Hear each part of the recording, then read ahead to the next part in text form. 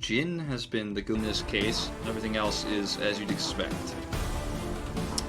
Yeah, just gonna run, I suppose, their main roster there, but good to mention that we could see Kenny coming in. And as we mentioned, you know, there are a lot of names that you should be familiar with on this. Pick Gnar into the Camille they were going to grab right away here with the bans that came down, but now is just kind of an awkward position for DRX in terms of that top lane. Set being considered, but it will save it. Drop in the Alistar first, think about what that top is going to be. I mean, Set is not a terrible choice. The Camille fairly safe, but still have some questions with that one. I don't think we'll be seeing we'll be seeing that one anytime soon. No Susan tonight. Nope. And no Morgana. Vayne a would be top, super a top lane interesting. AD carry. Yeah, that would be interesting for sure. But no, it's the Gnar. Lucian was up as well, so I thought that was another option they could have gone with. They really just want to, you know, win the lane with a ranged AD, but Gnar versus Camille has been pretty bad so far here in the LCK. Yeah, you say win, I'm like, I don't know. Not well, yeah, not with the Gnar. I meant with like the Vayne or like a Lucian. Oh, yeah, with the Gnar, it's like, not feeling so good. I mean, we'll have to wait and see what they eventually go for. Yeah, pre-planned or not, I mean, it is going to work out that way as we do see the ult committed. He was so dead. Oh man, he was just totally destroyed. TF Camille together are an incredible duo, as LCK viewers should know. Their split push potential is insane. Their global pressure has any of that power in many of the games that we see it in.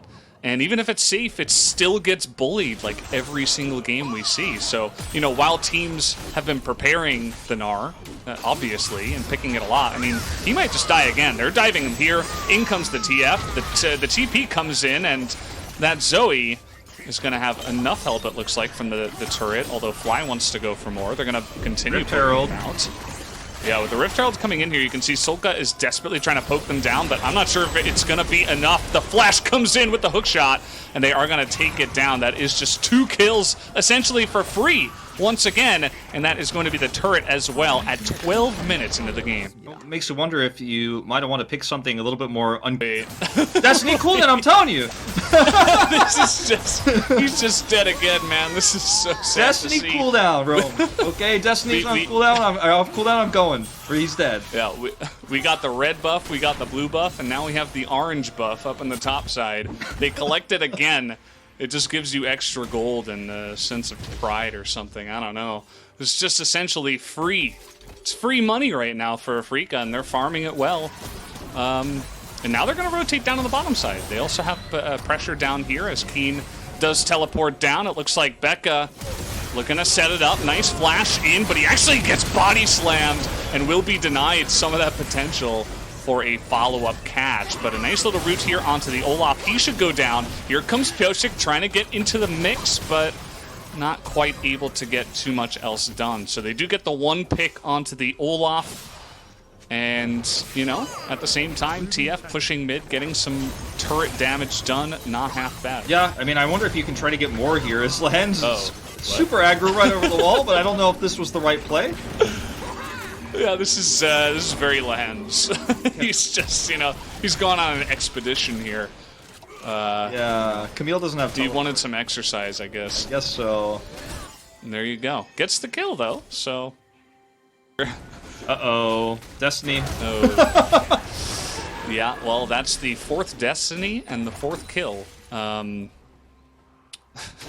from the Destiny. Well, okay, Fly just really making this TF pick look real. Force online.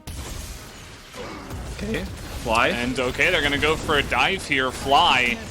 Well, he's gonna give some back. A little bit of charity there. Just saying, oh, I didn't realize this turret was that low. And unfortunately just gets dove a little bit there. The team looking to come in and support him, but looks like they were a little bit too late. And a nice timing here for DRX, actually, with the Cloud Drake coming up. Yeah, this is amazing for them. You're getting 1 step closer to that inhibitor. And once that opens up, it's just going to put even more pressure in. It'll be interesting, as Lehens is interesting position there. He's got a target on his back now, but immediately coming over the wall. Here comes that Camille super fed. Has the stopwatch as well. They're just able to play front to back. King and finally makes his way in. Actually does a nice amount of damage up on the top side, but the rest of his team is kind of just dead here. You can see that Solka desperately trying to carry his team from the backside. A couple of really big paddle stars, but still a 1-for-2 trade as the Camille comes over the wall and Afrika gain another kill. Well, look at this situation now. They finally are able to push the go button, to be aggressive enough to take that straight-up team fight here. I mean, obviously, Afrika kind of set that up for them by a small overextension there of Lehens, as we'll watch here again, as Bao and Solka are like, okay, thank you very much. This forces a very defensive posture here for Afrika Freaks. They take out Becca first, and you see the Hextech ultimatum coming through, so it's a double. Are they able to turn this around? Because for the first time, Kingen comes in and actually gets serious late-game damage done. He's able to walk away here. But now they have, I mean, look at all these control words I was talking about across the Baron pit. They've got to try to side lane again, get Destiny back at any time. DRX needed to be more aggressive here.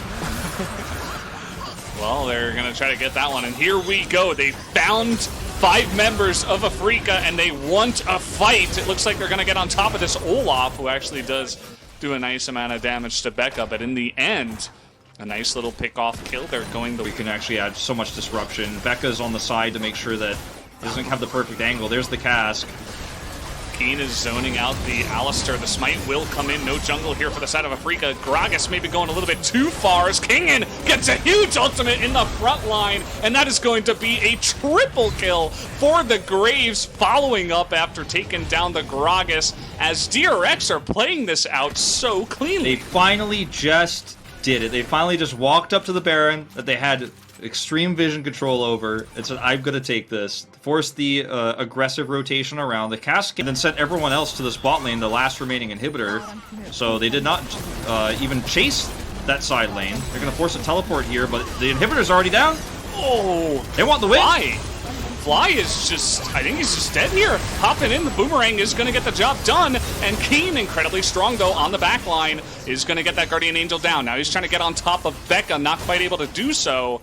But still, he is trying to go 1v2. He's trying to distract as much as possible, but his team is also dying. And I think that's just going to do it as he goes down as well. DRX have figured out Afrika, and they will take game number 1. What a turnaround. Finally grouping for fights, finally starting to force those on the objectives, not letting that 1-3-1 comp roll them over, and finally finding a way to just force some strong engages. I mean, at the end of the day, there were some small mistakes when we saw Afrika try to group up to deny the Baron, for example, some overextensions from Lehens, 2 major ones on that support Gragas that really meant that the team fight was basically unwinnable. The explosive cast we had on the Baron fight as well felt desperate. It was a little bit too early. The rest of the team wasn't there to follow up.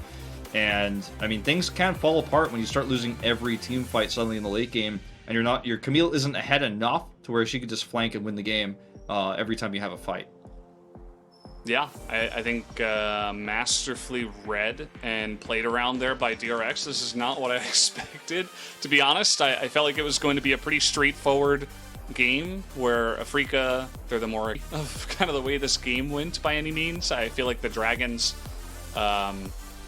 there were times, I think that Afrika, one of the mistakes they made were grouping up for the Dragons and saying, okay, we really want to, potentially take this Cloud Drake. Yes, it would have empowered